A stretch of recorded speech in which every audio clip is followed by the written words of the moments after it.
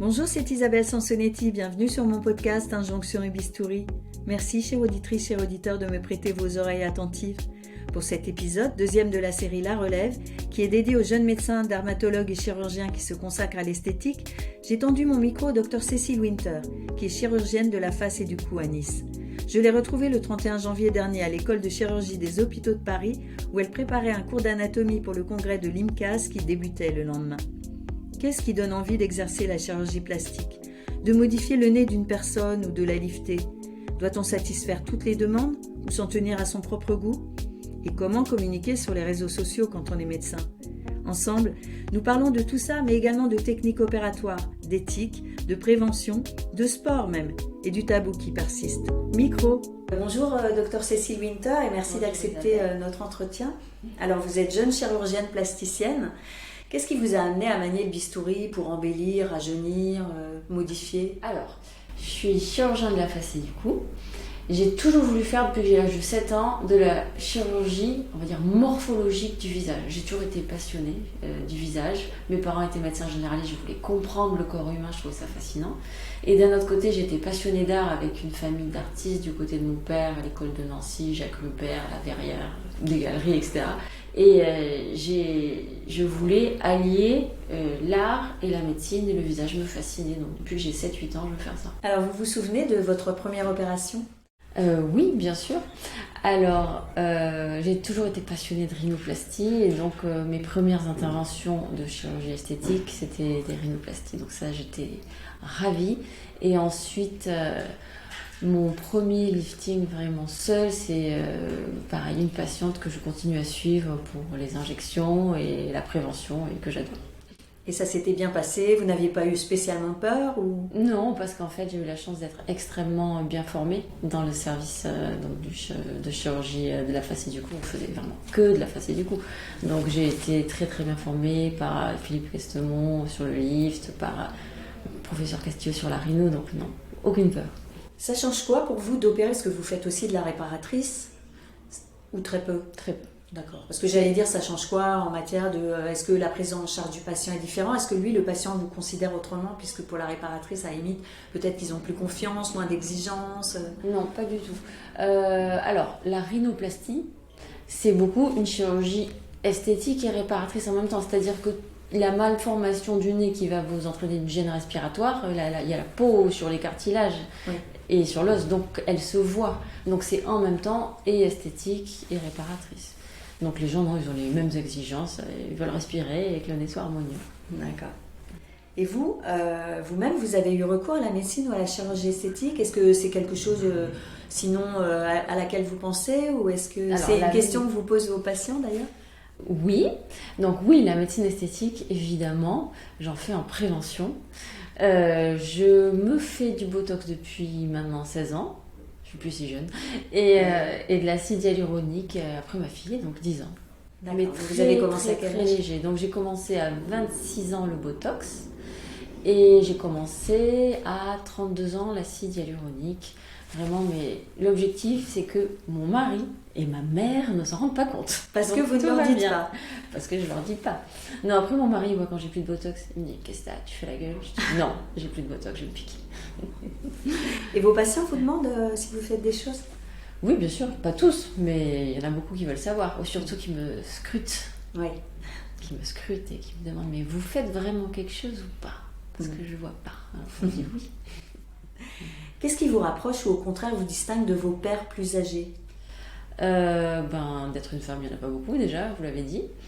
Et on a une idée du pourcentage de femmes chirurgiens, femmes chirurgiens face et cou, je crois qu'on est très peu en France. Et je crois que c'est Sophie Conversé et moi. Et femmes plasticiennes, il y en a quand même beaucoup plus que ça, mais je dirais peut-être 20%, même pas 10%. Ouais. Après, qu'est-ce qui me distingue de mes pairs? Moi, je suis plutôt hyper sportive, je me maquille jamais.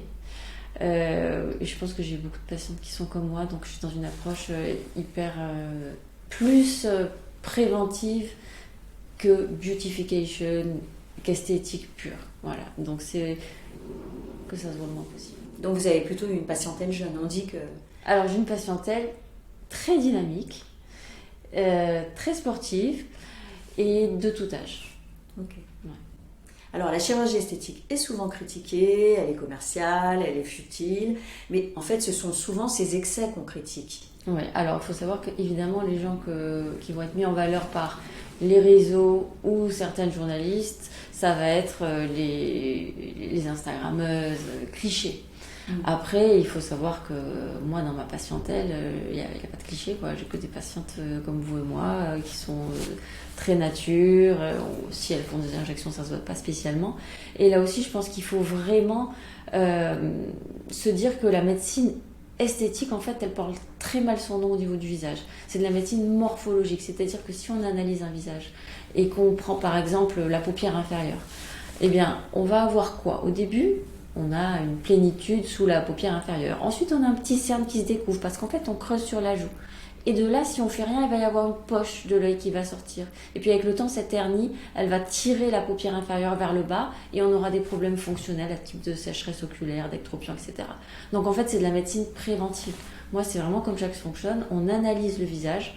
L'analyse anatomique est vraiment pure, statique, fonctionnelle. Et puis ensuite, on voit avec le ou la patiente comment on va faire pour corriger la petite dysfonction qui est en train d'apparaître et éviter que ça s'aggrave. Ouais. Donc c'est vraiment morphologique et fonctionnel plus que esthétique. Mais on parlait aussi avec le docteur Questemont d'éthique. Pour vous, c'est quoi comment vous vous souciez d'éthique dans votre métier? Parce que on parlait d'accepter toutes les demandes pour éviter que les plus jeunes aillent chez des faux médecins. Ou... Alors, vous vous situez comment, vous parce qu'il y a un vrai débat en ce moment. Moi, je suis vraiment dans l'éducation. Je passe beaucoup de temps avec mes patientes, surtout les premiers rendez-vous. Et je ne vais pas faire à quelqu'un ce que j'aimerais pas qu'on me fasse. Oui. Voilà. Donc moi, qui suis plutôt timide, je ne voudrais pas faire des trucs extravagants, donc je ne fais pas des choses extravagantes aux patientes. Et je veux leur apprendre à s'aimer comme elles sont et à améliorer les petites zones, les petits défauts qu'il y a sur leur visage pour avoir quelque chose d'harmonieux et qui puisse leur plaire. Je suis contre l'idée d'aller faire des grosses pommettes, des grosses bouches à tout va parce qu'au bout d'un moment, vous créez une dysmorphophobie et qu'après, les gens ils sont dans l'engrenage et qu'ils se rendent plus compte et que quand les enfants ils commencent à les regarder comme ça, c'est qu'il y a un truc qui ne va pas. Et en ce qui concerne la dysmorphophobie, je pense que la dysmorphophobie des injections, c'est comme la dysmorphophobie de l'anorexie. Moi, j'étais bien contente quand j'avais 15 ans que ma mère elle me mette devant la glace et qu'elle me dise « Regarde-toi, regarde tes jambes, tu fais 40 kilos, c'est pas possible. » Ah oui. Et donc, cette attention qu'elle a eue pour moi, j'essaye de la donner à mes patientes. En leur disant, regardez, vous êtes très bien, n'exagérez pas. Ou s'il y en a qui arrivent avec vraiment des choses qui sont trop importantes, au contraire, on va utiliser de la hyaluronidase pour les remettre, on va dire, sur quelque chose de plus naturel. Oui, on dit que c'est une tendance d'effacer l'excès de volume. J'allais venir aux modes et aux tendances qui existent en chirurgie esthétique. Alors j'allais vous poser la question, vous allez répondre dans le désordre comme vous voulez. Il y a eu le nez pixie, vous parlez, vous, sur votre compte Instagram, de rhinoplastie conservatrice. Oui. Il y a des liftings un peu aberrants. Vous avez fait un post aussi avec plein de coutures. C'est le speed day lifting, je crois. Donc il y a des modes et j'ai entendu aussi une influenceuse qui s'inquiétait de son grand front et qui est partie se faire opérer à Londres pour rétrécir et repousser, enfin ravancer la ligne des cheveux, je ne sais pas dans quel sens ça marche. Donc voilà, vous vous situez par rapport, c'est quoi ces idées de mode? Moi j'imagine quand même difficile qu'un patient dise « Vous pourriez me faire un épixie parce que c'est à la mode ?» Mais peut-être que c'est comme ça que ça se passe ou... Non, après, je pense que c'est vrai qu'avec le temps, parce que maintenant ça fait longtemps que je suis installée, on a une patientèle à son image. Donc j'ai pas beaucoup de jeunes femmes ou de jeunes hommes qui me disent, qui arrivent avec une photo et je voudrais ça. Vraiment, ça m'arrive quasiment jamais en fait. Mais il y a quand même des modes. Il y a des modes, mais les modes elles passent très vite et je pense que maintenant les gens ils le savent. Donc ils veulent pas se faire des choses. En tout cas moi dans ma patientèle il y a personne qui va me demander le fox eyes ou le nez pixie ou voilà. Vous avez l'impression que les modes c'est plus... Les modes elles passent tellement vite maintenant. Le fox eyes ça a été la mode pendant 2 ans, c'est fini donc. Les jeunes femmes, elles le savent. Alors oui, on peut faire un botox pour remonter plus la queue du sourcil, mais on va pas aller faire des gestes invasifs. En tout cas, moi, je le ferai pas pour transformer de manière définitive les gens. Ça aussi, c'est quelque chose sur lequel je travaille beaucoup quand je donne des conférences. C'est que j'essaie vraiment d'expliquer que plus on va aller et plus on va avoir des patientes jeunes, et c'est déjà le cas pour les rhinoplasties, pour les oreilles décollées, et il faut avoir surtout des techniques qui sont très conservatrices pour que le résultat de la chirurgie soit naturelle dans le temps, et pour pas que ces jeunes filles ou ces jeunes hommes, dans le temps, on les regarde et qu'au lieu de les voir, on voit un nez refait. Il faut qu'on les voit eux. Donc je pense que c'est pour ça qu'il faut vraiment rester avec le frein sur les techniques trop invasives. Alors après, moi j'avais l'impression qu'il y avait aussi des innovations techniques ou des nouveaux protocoles qui font que, on appelle ça une mode ou une tendance, mais que on ne fait plus un lifting comme avant, on ne fait plus une rhinoplastie comme avant. Il y a cette partie-là aussi de l'évolution des techniques. Alors, les liftings, par exemple, le SMAS, ça a été décrit par Mitz et Laperoni, c'était quand même les 80, 70-80. Donc, ces techniques-là, elles restent le gold standard, c'est-à-dire comprendre que le vieillissement, c'est pas la peau qui glisse sur la graisse, c'est pas la graisse qui glisse sur le muscle, c'est le muscle qui, sous l'effet des contractions, va glisser vers le bas. Et c'est sûr que si on est en surpoids, on aura la gravité qui va aider. Mais sur quelqu'un de mince, c'est les contractions musculaires qui font que ça glisse vers le bas. On fait de la prévention avec de la toxine botulique et ensuite on va traiter en allant chercher ce muscle. Alors oui, la technique va évoluer dans le sens où on va aller plus loin, chercher ce muscle, on va le remonter en high et low SMAS, donc en SMAS étendu, on va être plus conservateur sur les décollements sous-cutanés. Sur un lifting, je fais aucun décollement sous-cutané. Je prends le muscle qui a glissé, je le repositionne. Et comme ça fait des résultats qui vont être très naturels. Donc, comme vous l'avez dit, il y a certaines personnes qui vont faire des trucs hyper agressifs, avec des résultats, non naturels ou très visibles. Et beaucoup de suites, peut-être. Ouais, des suites avec beaucoup d'œdème. Et il y en a d'autres qui vont aller sur des techniques quand même de moins en moins agressives, plus anatomiques. Mais par exemple, ça, quand les patients viennent vous voir, ils vous disent quelle technique vous employez, et tout ça, ils sont curieux, ou est-ce que vous dites je fais tel lifting avec des mots compliqués ou Non, je m'adapte toujours à mon auditoire.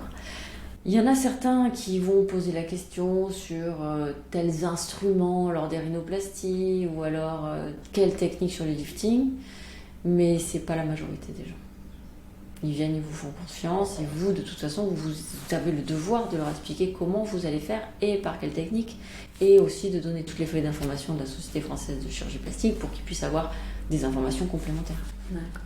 Est-ce que vous faites partie des chirurgiens qui préfèrent un résultat vraiment prodigieux, mais souvent ça oblige à faire peut-être des techniques plus invasives et qu'il y a plus de suites, ou un résultat moyen, mais au moins on est sûr qu'il n'y a pas de risque de complications, ou en tout cas moins, et puis la satisfaction sera là? Non, moi je suis une obsessionnelle, je veux que mon résultat il soit nickel. Donc je vais jamais aller faire un lift sous-cutané, par exemple. Je le ferai jamais. C'est soit on fait un vrai lift, on va prendre le muscle à glisser, on le repositionne. Mais si l'indication n'y est pas, et au moins 5-6 fois par semaine, je refuse de faire des liftings. Parce que je peux faire aussi bien ou mieux avec des injections, en analysant le visage, en voyant qu'il manque un support peut-être sur la mandibule qui a tendance à raccourcir avec le temps. Sous les coins de la bouche, on a perdu du support, il y a des hypercontractions. Et on peut traiter les supports avec de l'acide hyaluronique, décontracter les muscles qui tirent vers le bas avec du botox, et vous avez un super résultat, et vous allez pouvoir le faire durer jusqu'à ce qu'en effet il y ait un glissement. Donc en fait, maintenant les techniques actuelles, il ne faut jamais dire c'est soit de la médecine esthétique, soit de la chirurgie, c'est vraiment on combine les deux pour faire des injections autant qu'on peut, et puis le jour où les injections ne peuvent plus donner le résultat qu'on veut, on va faire une chirurgie, mais une chirurgie efficace. Vers quel âge ?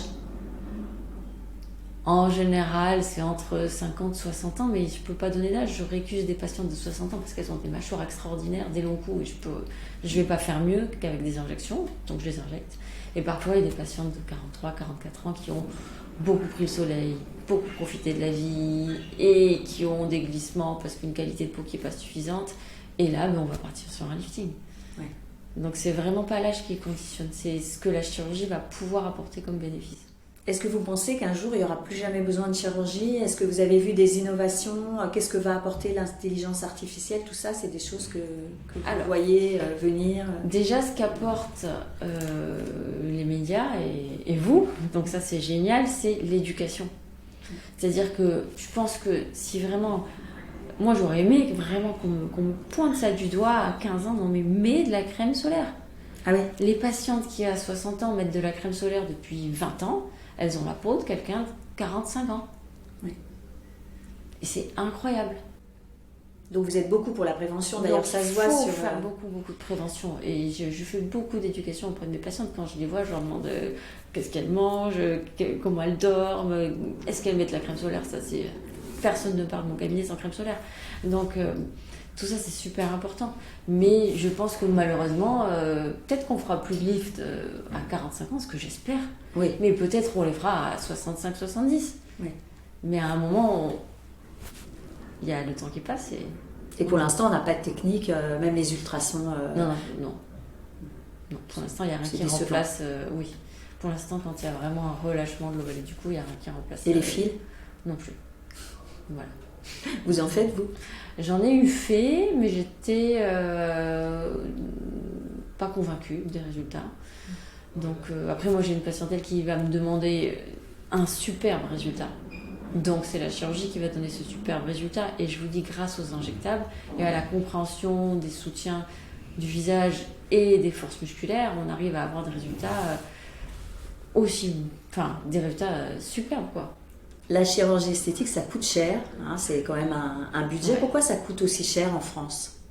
Alors, je pense que le problème, c'est pas que la chirurgie esthétique coûte cher. Le problème, c'est que la chirurgie fonctionnelle, prise en charge par la Sécu, est largement en dessous de ce que ça vaut réellement. Quand vous voyez qu'une fracture du 5e métacarpien, au niveau de la main, quelqu'un qui a mis un coup de poing dans un mur, il va se casser l'os du petit doigt dans la main. Okay, c'est remboursé 70 € par la Sécu pour la chirurgie et 15 jours de suivi. Est-ce que c'est normal pour les risques qu'on prend à opérer Oui, mais ça coûte peut-être moins cher de se faire réparer la main que de se faire un lifting ou une rhinoplastie. Oui, c'est ce que je dis. Je pense que ça devrait coûter le même prix qu'un lift. D'accord. Et c'est pas le cas. Mais on dit toujours que c'est cher. D'ailleurs, le tourisme médical se développe. Est-ce que c'est aussi cher dans les autres pays équivalents à la France ou est-ce que... Dans les autres pays équivalents à la France, c'est plus cher. Ah ouais ? Oui, c'est beaucoup plus cher. Vous allez en Angleterre, c'est vachement plus cher. Vous allez en Italie, c'est tout aussi cher. En Allemagne, c'est plus cher. En Suède, c'est plus cher encore. Aux États-Unis, j'en parle même pas. Donc, non, on n'est pas un pays où la chirurgie esthétique est très chère. Mais c'est sûr que si vous comparez avec des pays en voie de développement, ça sera plus cher. Et vous pensez quoi du tourisme médical ? Je pense que le problème, c'est le manque de suivi. Et qu'un bon résultat, c'est une bonne indication. Évidemment, un bon acte technique chirurgical, mais le bon suivi est essentiel. Parce que la cicatrisation fait vraiment partie du résultat. Oui, et ça, il faut la surveiller. Oui. Ça veut dire que vos patients, vous les revoyez plusieurs fois après l'intervention ? Certains liftings, je les vois 2 fois par semaine pendant 1 mois. Et ceux qui habitent à l'étranger ou qui habitent loin, je leur dis, vous restez au moins 15 jours sur place, sinon je ne vous opère pas. D'accord. Voilà. Donc ça vous arrive ? Il faut surveiller. Et si on surveille tout comme le lait sur le feu, il n'y a pas de problème. D'accord. Donc c'est un faux problème, l'idée d'aller ailleurs c'est moins cher, mais s'il y a une complication c'est plus cher, et surtout qui va traiter la complication ? Et oui, parce que après, si vous prenez, je ne dis pas qu'il ne faut pas les prendre en charge ces gens-là, mais ensuite ça va relever de votre responsabilité. Donc ensuite c'est des gens qui devront aller peut-être à l'hôpital pour se faire prendre en charge leurs complications. Et là c'est la sécurité sociale qui prend en charge. Donc c'est vous et moi. Oui, c'est ça. Alors, est-ce que vous avez quel rapport à votre apparence physique ? Parce que finalement, vous avez, comment dire, un rapport à la beauté, vous l'avez signalé tout à l'heure. Est-ce que vous êtes bien avec votre apparence physique depuis toujours ? Est-ce qu'il y a eu un moment où vous avez eu des complexes ? Est-ce que le fait de travailler dans ce milieu, vous avez la pression, plus que nous ? Non, j'ai pas la pression, j'estime plutôt que j'ai de la chance parce que je peux m'occuper de moi, donc ça c'est cool. Oui, j'ai eu des complexes. Quand j'étais jeune, j'étais un petit peu anorexique, donc on peut dire que c'était un petit complexe. Après, j'ai toujours été complexée parce que je me trouve petite, mais ça, je peux rien faire. Et non, après sur mon visage, j'ai pas de complexe particulier. Et j'entretiens, j'harmonise avec des petites injections, donc je suis contente.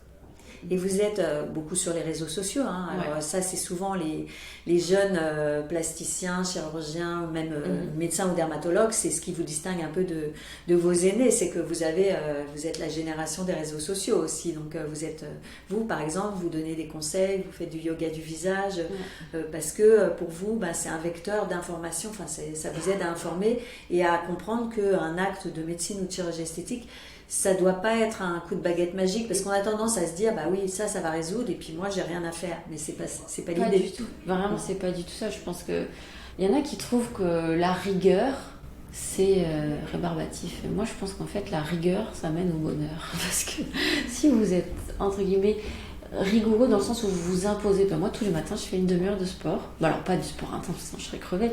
Mais une demi-heure, je fais de la pole dance, donc des étirements actifs, passifs, je travaille tous les grands écarts. Et en fait, ça fait une demi-heure pour moi et ça me fait beaucoup de bien. Mais je sais que si je veux garder le physique que j'ai, eh ben, il faut que je fasse du sport. Donc, les jours où je travaille pas, ben, je fais de la pole dance, je fais du ski, je fais du wakessurf, enfin, je fais beaucoup de sport. Et les jours où je travaille, je fais une demi-heure de sport tous les matins. Alors c'est sûr qu'il y a des matins, je suis crevée à 6h30, je préférerais dormir. Ouais. Mais je me l'impose parce que je sais qu'après, ça va m'apporter du bien-être. Ouais. Tout comme il faut, à mon avis, se dire que on va essayer de manger équilibré. Et alors c'est sûr que cuisiner tous les jours, c'est pas facile, mais ça prend pas beaucoup plus de temps d'être à la maison de cuisiner ses légumes que d'aller acheter ou d'aller commander, etc. Donc non, il faut être un peu rigoureux, un peu dans tout, et comme ça, on arrive à bien vieillir. Ouais.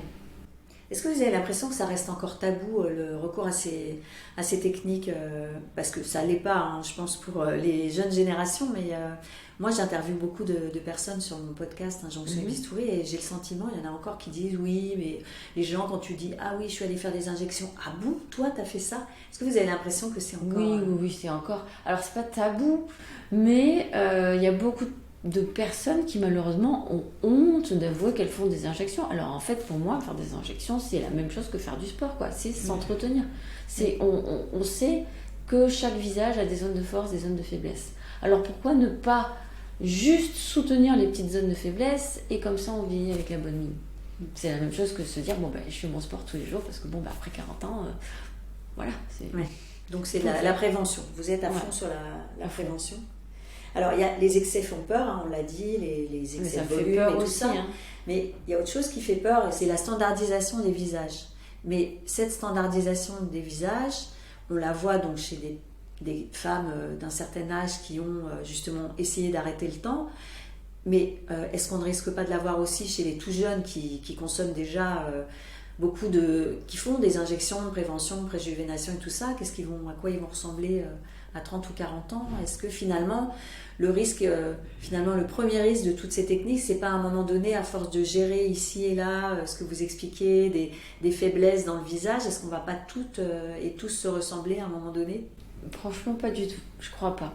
Parce que quand justement on va gérer une faiblesse, il faut bien comprendre que si vous prenez Alain Delon quand il avait 30-40 ans, le cerne qu'il avait, c'était merveilleux, ça lui donnait une intensité du regard folle. Et il n'aurait jamais fallu lui enlever ce cerne. Et à l'époque, il valait mieux pas qu'il fasse d'injection, parce qu'il n'y avait que du silicone. Mais aujourd'hui, peut-être que quelqu'un comme lui, à qui on maintient son cerne, j'ai pas dit qu'on l'empêchait d'avoir un cerne, j'ai dit qu'on maintient son cerne dans le temps. Il aura toujours son cerne et son charme et son charisme. Il ne faut pas lui enlever. Il faut voir les petites zones de faiblesse, mais il ne faut jamais surcorriger. Et c'est ce que j'explique à tout le monde. Je ne vais jamais vous donner 10 ans de moins, ça ne va pas marcher. Hein. Alors peut-être qu'en ayant la bonne mine, vous aurez l'air d'avoir 10 ans de moins, mais c'est pas ce qu'on va rechercher. Ouais. On va vraiment rechercher à avoir bonne mine. Donc, et les gens qui viennent me voir, je veux avoir 20 ans de moins, je leur dis je ne peux pas faire. C'est encore des demandes? Parfois. De plus en plus rare, mais ça peut arriver. Est-ce que c'est pas aussi une question culturelle, parce qu'on sait que dans certaines parties des États-Unis, parce que j'aime jamais généraliser, il faut que ça se voit et que finalement, pour le coup, c'est vrai que parfois on a l'impression, on le dit pour les célébrités, que c'est grosse pommette, beaucoup de lèvres, le front est tellement lisse qu'il n'y a plus rien qui bouge. Mais quand on voit les chirurgiens américains qui montrent leurs avant-après sur Insta, ce que je suis... Moi, je pourrais jamais montrer ça, parce que c'est quelque chose qui se fait pas du tout en France, avec des bouches énormes, des pommettes énormes, des seins énormes. Nous, ça choque. Donc oui, en effet, il y a par pays certaines modes où il faut que ça se voit, il faut montrer qu'on fait. Nous, on est plutôt dans la discrétion. Vous pensez que les réseaux sociaux ont une influence sur les canons de beauté, sur les injonctions, sur la façon dont on se perçoit? Ouais, je pense, en effet. Alors, les injonctions, non. Mais non. Ça oblige pas. Ça va pas vous obliger à être à faire tout ce qu'on veut, sinon on s'arrête plus. Mais ça peut donner envie et ça peut, en tout cas, ça donne l'information. À chacun de prendre l'information comme il veut. Pas toujours les bonnes informations non plus, parce qu'il y a des filtres, des retouches, des choses qu'on ne sait pas. Oui, on arrange aussi sur les réseaux sociaux. Oui, alors bien sûr, je pense que l'information, il ne faut pas aller la chercher chez certaines Instagrammeuses, mais vous pouvez aller chercher l'information chez des chirurgiens, médecins, chez certaines personnes. Moi, je prends beaucoup d'informations sur le yoga, je suis aussi tout ça sur... des contorsionnistes que je suis sur les réseaux, enfin il y a plein de choses, vous pouvez trouver plein de choses. D'accord. Et alors vous êtes inspiré par quel type de beauté vous avez des femmes que vous trouvez belles et voilà, pas auxquelles vous aimeriez ressembler, mais en tout cas c'est une direction pour vous esthétique? Le charme. C'est vrai que les personnes qui sont souriantes, ça m'attire. Donc, il n'y a pas un nom spécialement? Non, il y a un nom de femme que je trouve hyper belle. Je sais pas, il y en a plein que je trouve hyper belle. Oui, vous n'avez pas eu l'impression d'être influencée, même pour vous, par rapport à la façon dont vous vous regardez dans le miroir, vous n'avez pas l'impression d'avoir été influencée par tel ou tel modèle? Non. D'accord. Mais c'est bien. Bah ouais, non. J'ai jamais été fan de quelqu'un ou fan de quelque chose. Je prends un peu partout. Et c'est la même façon que j'ai de voir le visage, puisque je vous dis que pour avoir un beau visage, je pense qu'il faut autant faire, entre guillemets, le yoga facial. Alors, ce qu'il faut faire, en fait, c'est du gainage. Vous gainez sous l'ovale, vous gainez autour des sourcils, et ça va vous aider à vous maintenir. Il ne faut pas être dogmatique, si on fait que des injections ou que du yoga. Il faut prendre un peu de tout, dans la beauté, c'est pareil. Est-ce que vous, dans votre pratique, ça vous est arrivé d'avoir peur, par exemple, après une opération, ou de vous dire « Oh, je ne sais pas comment ça va se passer », ou est-ce que ça vous est déjà arrivé une grande frayeur ou pas? Oui, j'ai déjà eu, alors pas grande frayeur, mais des frayeurs. À l'époque, quand je faisais de la chirurgie des sinus, j'ai quand même un instrument qui s'est cassé dans la fosse nasale. Donc, il m'a fallu un quart d'heure pour le récupérer. Heureusement, j'ai des toutes petites mains, j'ai réussi à pas glisser mes doigts. Mais oui, c'était par exemple une belle frayeur. Oui, j'imagine. Ouais, après, au niveau du post-op, parfois il y a des patientes qui vous font des frayeurs quand elles vous échangent les antibiotiques contre de l'élixir de pépins de raisin ou des choses comme ça. Mais après, on s'habitue, on arrive à gérer, on les suit encore plus et on y arrive. Oui, parce que c'est pas rien quand même de toucher un corps sain et voilà, de fait, découper. Non, mais c'est ça, moi c'est ce que je dis à tous mes patients. Parce qu'il y en a certaines, elles veulent que je les opère. Et je dis non, parce qu'on a un ratio bénéfice-risque. Si ce que je vais vous faire, vous allez avoir très peu de différence par rapport à comme vous êtes actuellement, mais à part vous faire du mal, je vais rien faire en fait. Ouais. Donc je fais pas. Mais ça, c'est parfois les gens ils pensent que c'est comme aller faire ses courses quoi. Non, une chirurgie c'est un acte agressif et c'est tout le temps quelque chose auquel je pense. Et votre plus grande satisfaction? Alors, ça paraît peut-être un peu enfantin, mais j'aime bien. Parfois il y a des patients ou des patientes quand vous savez vous enlevez la telle sur le nez, ils découvrent leur visage quand il y avait vraiment un nez qui était très difforme et qu'ils vous serrent dans leurs bras, c'est merveilleux. Et ça vous arrive parfois d'être plus satisfaite que votre patient? Les deux sont possibles, mais souvent la satisfaction est partagée. Ouais. Et quand c'est pas le cas, c'est compliqué. Alors c'est compliqué. Il faut beaucoup expliquer. Et j'ai remarqué que plus on passait du temps à expliquer avant la chirurgie quelles pouvaient être les attentes et quelles étaient les limites, et bien on n'avait plus ce genre de problème. Donc c'est pour ça que je vois beaucoup les gens avant de les opérer. C'est-à-dire plus pour de 2 sûr, consultations? 3 minimum. Et comme souvent c'est des gens que je suis, et ma plus grande satisfaction, c'est que aussi, vous m'avez posé la question, je reviens dessus, les gens, je les suis en fait. Et j'ai maintenant, que j'avance en âge, mes patientes, je les suis depuis super longtemps. Et il y en a, c'est comme mes amis. Et c'est merveilleux en fait de se connaître depuis 10, 11 ans. Même certaines ont dit, oh là là, c'est notre anniversaire, on a 7 ans aujourd'hui. C'est rigolo, c'est génial. Ouais, vous soufflez et ça, les bougies. Ouais, c'est vraiment une chance. Est-ce que vous estimez avoir une déformation professionnelle, c'est-à-dire quand quelqu'un rentre dans votre cabinet, est-ce que vous vous dites « Ah oui, j'espère qu'il ou elle va me demander de traiter telle ou telle partie de son visage parce que vraiment, ça lui donne l'air fatigué, un peu plus vieux ». Est-ce que vous êtes comme ça ou vous accueillez le patient ou la patiente avec tel qu'il est en vous demandant vraiment quelle va être la demande ? En fait, cette déformation professionnelle, je pense vraiment que j'ai cette obsession depuis que j'ai 7-8 ans. Donc dès que je vois quelqu'un, je ne peux pas m'empêcher d'analyser son visage. Mais après, jamais, toujours de façon très positive. Et quand les patients viennent, ce qu'on fait, c'est que évidemment au bureau, je leur demande qu'est-ce qui les embête. Mais ensuite, on fait l'analyse faciale ensemble devant le miroir.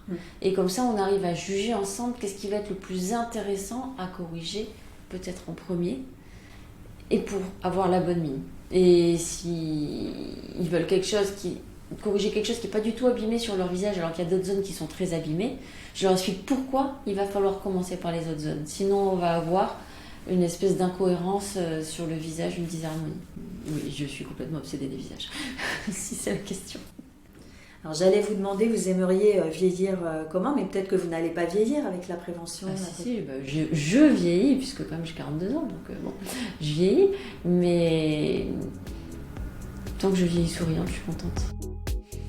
Merci beaucoup Cécile Winter d'avoir partagé avec nous vos convictions et votre expertise. Chère auditrice, chers auditeurs, j'espère que vous avez apprécié cet épisode et que vous le partagerez autour de vous. J'attends votre commentaire, une question ou toute autre remarque sur mon compte Instagram Injonction et Bistouri. N'oubliez pas bien sûr de vous abonner et de mettre plein d'étoiles sur votre plateforme préférée. C'est précieux, ça je vous le dis souvent, pour augmenter la visibilité et les écoutes de ce podcast indépendant. Allez, je vous laisse. Prenez soin de vous et à vos écouteurs dans 2 semaines pour un nouvel épisode sans retouche.